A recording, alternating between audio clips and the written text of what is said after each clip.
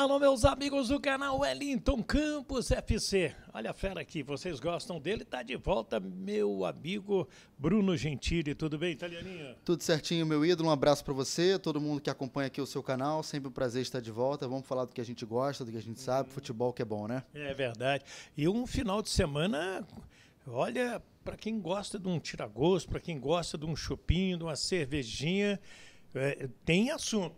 Tem muito assunto. Até jogo da manhã teve, né? De domingo, que é bom pra ter esse tira-gosto, esse aperitivo. E já começa cedo o dia, né? Mas a gente gosta, é bom ter jogo domingo de manhã. É isso aí.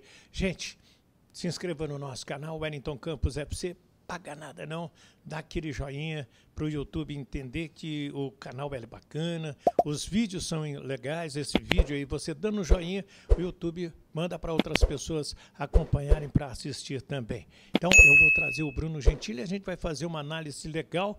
O Vasco vem de vitória importante no Clássico, uma polêmica danada, negócio de arbitragem, e a gente vai falar mais disso. Mas antes, roda a vinheta!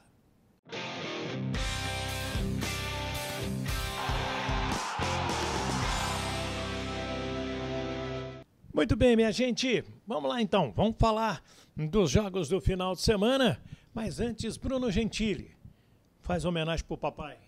É isso, queria dedicar um ótimo Dia dos Pais aí, não só para o meu pai, mas para todos os pais também, que todos tenham tido um ótimo dia, que tenham uma ótima sequência de ano, todos eles merecem, e dedicar um beijo aqui para o meu pai Marco, sempre ficando ao meu lado, sempre me apoiando nas decisões, sendo um ótimo pai, e muito obrigado por toda a educação e o carinho que sempre me tratou, eu amo ele bastante. Um beijo, pai, tamo junto, e que todos tenham um ótimo Dia dos Pais e um ótimo ano de paz também, né? Seu Marco, comenta aí quem foi que se coçou na churrascaria. Foi ele. Dia dos Pais, nem no Dia dos Pais. Nem no Dia dos Pais. Mas a forra dele vai vir. Quando? A gente vai programar um dia legal. Caiu. Vamos lá. Beijo, seu Marco.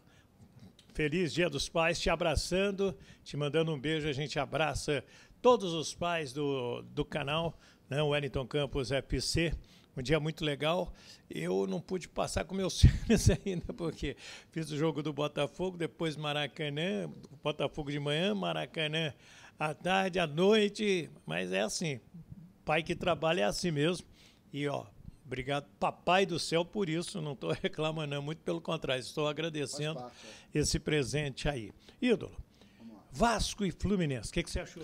Achei um jogo bem movimentado, o Vasco jogou bem, acho que o Fluminense, de certa forma, não abdicou de jogar.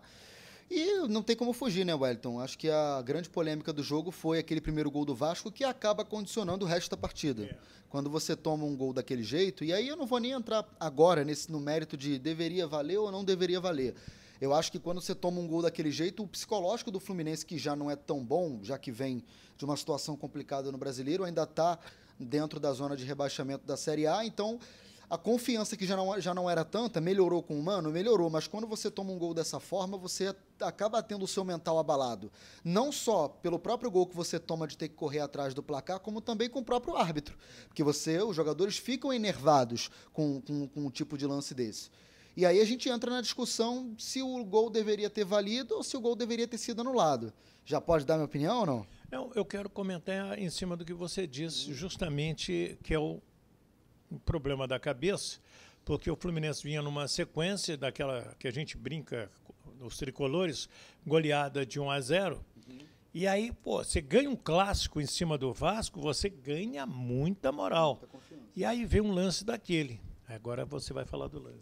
Então, eu analisei o lance, assim, eu cheguei a ver por diversas câmeras, as mesmas câmeras que os árbitros usaram, algumas imagens também que circulam na internet, é normal, né, quando tem algum lance polêmico, e a mão do Léo, acho que é clara, ninguém discute. As duas são claras. Então, a do Verratti, na hora eu fiquei com uma impressão de que talvez não tivesse batido na mão dele. Depois eu mudei de opinião de novo, porque em um outro ângulo pareceu. A do Léo, por que o Daronco, segundo ele, segundo a explicação, por que ele não marcou a do Léo? Porque foi um lance muito rápido e um movimento natural. Então o Léo não teria como tirar o braço naquela hora. Não tem como cortar o braço, nem cortar a mão, e não tirou proveito. E não tirou proveito, a bola acabou batendo na mão dele, porque foi um lance muito rápido. O jogador que cabeceou estava a menos de 1,5 metro dele, então, de fato, não havia tempo hábil para ele retirar o braço. Nisso eu até concordo, mas como a regra sempre muda e a gente sempre tá em confusão sobre o que vale e o que não vale... Esse que é o detalhe. Esse que é o detalhe. Mas como o Daronco explicou que essa foi a razão para ele não ter marcado a mão, da naturalidade do movimento do Léo, ok, concordo. Aí fica a grande dúvida do lance para mim. Para mim é o grande segredo do lance, a mão ou não do Verratti. Eu acho que ele se resvala na mão dele, resvala muito pouco. Mas aí que tá, ele acaba se utilizando do braço para aparar meio que a bola, né? Você ficou em dúvida? Eu fiquei em dúvida. Aliás, eu tô até agora em dúvida se ela realmente bate de fato na mão dele ou se ela bate mais na barriga e acaba descendo. Você sabe por que eu tô te perguntando isso? Por quê? Porque o árbitro de vídeo, o Daniel Bins, naquele relatório que a CBF apresenta, análise e tudo, ele diz a mesma coisa, que o lance é inconclusivo. E aí, quando o lance é inconclusivo, tem que se respeitar a decisão de campo, que foi a marcação do gol. Então, via de regra, se a gente for analisar o regulamento, se nem as próprias imagens deram a conclusão real do que aconteceu no lance do Verratti, do Léo a gente sabe que foi mão, todo mundo viu. Mas se não deu uma confirmação do que aconteceu ali no lance com o Verratti, o Daronco seguiu apenas a regra. Agora, fica aquela dúvida. E a convicção dele. E a convicção dele, porque seguiu... Certo ou errada, foi a convicção dele. Certo ou errado, como o VAR determinou o lance como inconclusivo, ficou a decisão de campo que foi o gol. O Daronco deu o gol no campo. Depois é que o VAR veio e analisou o lance. Então, eu acho que assim, dava para dar, e assim como dava para não dar se de fato a mão do Verratti fosse confirmada. Como não foi... Eu entendo a reclamação dos tricolores, mas eu acho que o resultado não passou tanto pela arbitragem, porque realmente o lance era complicado e a imagem não favorecia muito do VAR, né? Não tinha uma imagem de frente, assim, pra gente saber se de fato o Verratti utilizou a mão de forma mais assertiva. Não tem como dizer isso, né? Eu vou dar uma opiniãozinha aqui, que eu não sou muito de dar opinião no canal, mas ao meu sentir, se ele anula o gol... Acho que os vascaínos iam reclamar muito menos do que os tricolores estão reclamando, porque que bateu na mão do Léo, que bateu na mão do Verratti, ao meu sentir, a bola tocou nos dois. Mas aí ele deu o gol e depois o Mário Bittencourt deu só a primeira, não vou nem primeira resposta, a primeira colocação do Mário teve 8 minutos e 52 segundos, aonde, entre outras coisas, ele pede para que o Daronco peça a aposentadoria, diz, inclusive, que os jogadores comentaram com ele que vai cobrar o tiro de meta, o Daronco fala assim, segura um pouquinho aí para dar tempo de eu chegar no meio campo. Eu gostaria de ouvir o Daronco em cima disso. Esse é o grande problema, né, Wellington, do futebol brasileiro. Os árbitros fazem o que eles fazem. Não podem falar. Não podem falar, eles não dão nenhuma justificativa. O que sai no dia seguinte ou nos próximos dias é apenas o que foi falado no VAR, mas tirando ali do contexto, você só ouve a gravação, você não sabe, você não vê ali no momento do jogo aquilo que eles estão falando. Eu acho que isso deveria ser algo a ser mudado. E aí, até mudando um pouco, dando uma opinião minha, já que você falou de comentário, tudo bem, a regra foi seguida, mas eu acho que aquele tipo de mão do Léo, ela interfere diretamente no lance. Tudo bem, não dá para tirar o braço, é algo natural, foi muito imediatista a cabeçada para bater no braço dele, muito pouco tempo hábil para ele tirar o braço. Sim, tudo isso é verdade. Mas não deixa de ser uma verdade que a mão... que o toque no braço dele interferiu no lance. Se a bola não bate no braço dele, ela não ia parar no Verratti, ela ia para lá, no sentido da lateral. Então, assim, eu acho que nesse tipo de lance, principalmente quando for mão do ataque, no caso dessa do Léo, se interfere, se influencia diretamente no desenrolar do lance, eu acho que deveria ter sido marcado mão. Tudo bem, é a regra, mas acho que ela poderia ser revista assim como ela é costumeiramente. Tanto é que eu falei aqui, volta e meia a gente não sabe qual é a regra que está sendo utilizada, né? O próprio Mário Bittencourt, ele disse que o Vasco mereceu a vitória porque jogou mais do que o Fluminense. O Mano disse que o lance interferiu psicologicamente na sua equipe. Bem, agora o leite está derramado e Neis é morto, algumas expressões que eu aprendi lá em Formiga, Minas Gerais. O Vasco segue no Brasileirão e o Fluminense agora tem que dar um tempinho. Vai pegar o Grêmio que fez 3-1 em cima do Cuiabá, lá em Cuiabá. E o jogo é na terça-feira em Curitiba pela Libertadores. O Flamengo empatou com o Palmeiras em mais um jogo, né, 1-1. E o problema todo não foi nem só o empate. Se ganha, voltava a ser líder do Brasileirão. Foram as lesões. Wellington, é um cenário preocupante pelo lado do Flamengo.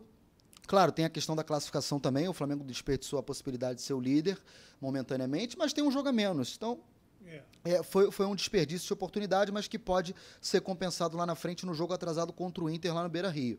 E a grande má notícia que pode vir a se confirmar em relação ao Cebolinha e ao Vinha, o Cebolinha tendo um problema confirmado na panturrilha esquerda, mas a maior preocupação é em relação ao rompimento do tendão de Aquiles do pé esquerdo, né? Aí é brabo. Aí é brabo, porque... Aí é 6 meses no mínimo. No mínimo, porque tem que passar por cirurgia. Conheço, inclusive, um amigo meu lá do condomínio onde eu moro, ele rompeu o tendão de Aquiles, teve que operar. Qualquer ruptura de tendão de Aquiles, até passando essa informação para quem está nos acompanhando, é cirúrgico. É um caso de cirurgia, você tem que operar.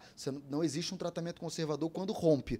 Essa é a suspeita de momento. O Vinha, uma lesão que eu tive, que é a suspeita dele, que é a ruptura de ligamento cruzado anterior, que é uma das piores do futebol, é a que leva justamente esse mesmo tempo do tendão, pelo menos 6 meses, mas na verdade o jogador sempre demora mais, porque até se recondicionar, tem a questão do psicológico. Os casos aí do Paulinho e do Jair. Do Jair no Vasco, o Bruno Henrique no Flamengo, que não rompeu não só o LCA, mas todos os ligamentos de uma vez só. Ficou 10 meses. Ficou 10 meses para voltar. O Paulinho e o Jair já devem estar completando por aí, né? Não, eles vão Foi agora outubro, né? Novembro. Outubro, novembro, isso. Então, você vê que é difícil, é uma lesão complicada. E o Flamengo perdendo um lateral, que o Ayrton Lucas ele já vinha sendo um pouco criticado. Ele está irregular na lateral esquerda do Flamengo. E perde uma opção como Vinha, que, tudo bem, é uruguaio, mas é uma opção de seleção. Ele é um ótimo lateral esquerdo. Várias vezes na Copa América. Na Copa América, titular absoluto. Então, um jogador experiente, com títulos na passagem dele pelo Palmeiras, já jogou na Itália, Roma, Sassuolo. Então,